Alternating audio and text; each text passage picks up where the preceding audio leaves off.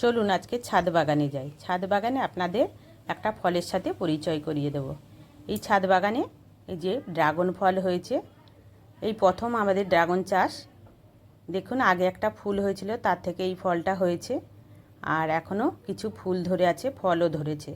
আপনারা অতি সহজে বাগানে এই চারা বসাতে পারেন। আগে তো ড্রাগন ফল কী জিনিস আমরা জানতাম না, এখন হাটে বাজারে দেখে আমাদের ইচ্ছে হলো লাগাতে। আপনারা অতি সহজে বাগান করতে পারেন।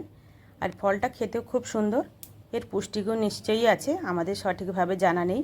আপনারা এইভাবে চাষ করবেন। এই ভিডিওটা যদি আপনাদের ভালো লাগে, লাইক শেয়ার কমেন্ট করতে ভুলবেন না। এরকম ভিডিও দেখতে চাইলে কমেন্ট বক্সে জানাবেন। দেখুন কাটা হয়েছে ফলটা, কি সুন্দর কালার, পিঙ্ক কালার,